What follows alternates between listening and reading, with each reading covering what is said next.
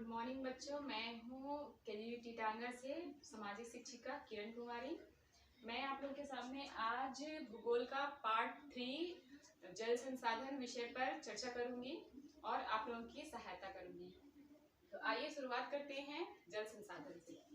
जैसा कि हम सभी को पता है कि जल हमारे जीवन में कितना महत्वपूर्ण संसाधन है। इससे पहले भी हमने पहला चैप्टर संसाधन में पढ़ चुका है कि किन्हें संसाधन कहा जाता है, जिसमें कि जल एक महत्वपूर्ण संसाधन के रूप में हमने उसे देखा।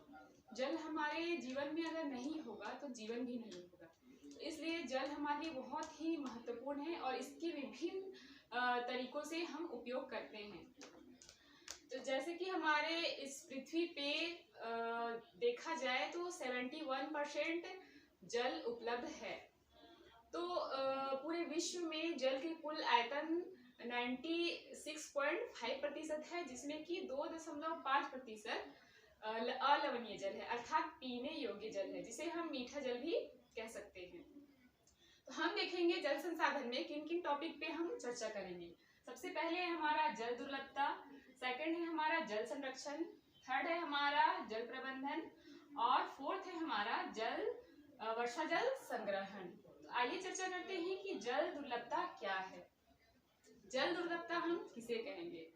वैसे तो जल दुर्लभता से सबसे पहले हमारे दिमाग में ये आता है कि जल की कमी, जहाँ वर्षा नहीं होती।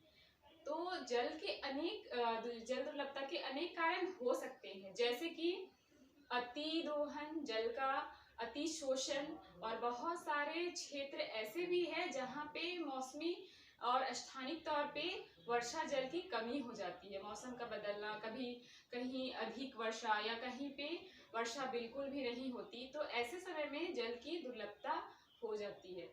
वैसे हम जल को नवीकरण योग्य संसाधन के रूप में देखते हैं, फिर भी ये सोचना हमारे लिए बहुत मुश्किल होता है कि जल की कमी कैसे हो जाती है।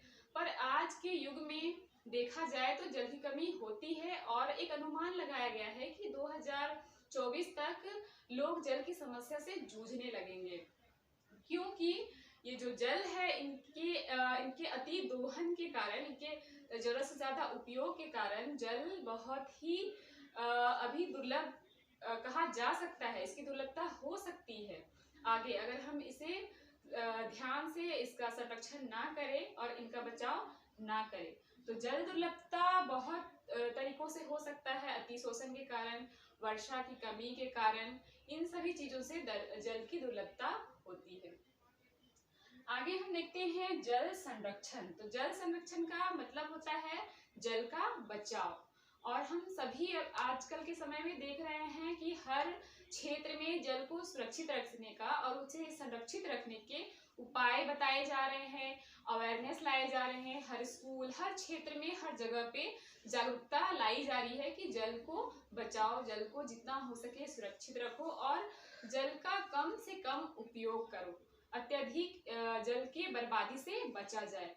तो जल संरक्षण के भी बहुत सारे उपाय हैं जिन्हें हम कर सकते हैं और जल का संरक्षण भी कर सकते हैं, जिसमें कि है हमारा अभी बहुत सारे ऐसे नए नए तरीके आए हैं जिनसे हम जल का संरक्षण कर सकते हैं।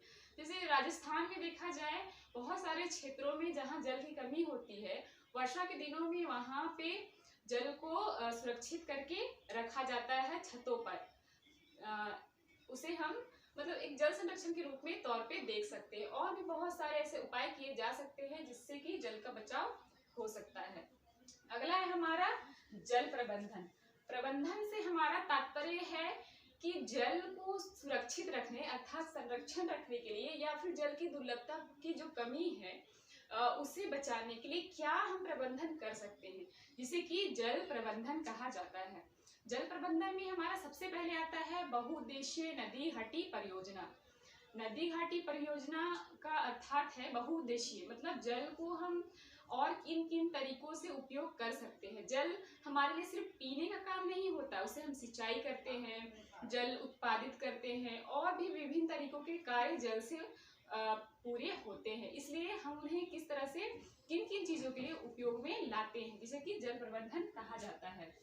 बहुउद्देशीय परियोजना में ये भी कहा जाता है नदी बांधों को बनाना, किंतु अभी ऐसे बहुत सारे जगह पे ये हो रहा है कि अब बांधों के बनाने पे भी एक अलग चर्चा हो रही है, जिसमें ये कहा जा रहा है कि बांध बनाना अन्य मनुष्य जीवन या फिर अन्य प्राणियों के लिए भी खतरा हो सकता है और एक आंदोलन के रूप में भी आ गया है। जैसे कि हम सभी ने सुना है नर्मदा बचाओ आंदोलन, टिहरी आंदोलन, ये सारे हैं। अब नेक्स्ट है हमारा जल संग्रहण, कि कैसे हम जल को संग्रहित कर सकते हैं। तो ये भी हमारा एक पार्ट है, संरक्षण के तौर पे से देखा जा सकता है कि कैसे हम जल को संग्रहित कर सकते हैं, अर्थात वर्षा के जल को कैसे हम संग्रहित कर सकते हैं। बहुत सारे इनके भी तरीके हैं जो बतलाए गए हैं, जिन्हें हम अपना सकते हैं और जल का संग्रहण कर सकते हैं। जैसे वर्षा के समय में जो वर्षा के पानी जो बहती है, छत पर गिरती है और बर्बाद हो जाती है, उन्हें हम नए नए तरीकों से किस प्रकार उसे संग्रहित कर सकते हैं, इन सब के बारे में ही बहुत तरीके दिए गए हैं और कुछ बहुत हम देख भी चुके हैं और उनके बारे में जानते भी हैं। और इसके बारे में वर्षा जल संग्रहण के बारे में बुक में भी 10th क्लास की बुक में भी अच्छे से दिया गया है, उसे भी हम देख सकते हैं।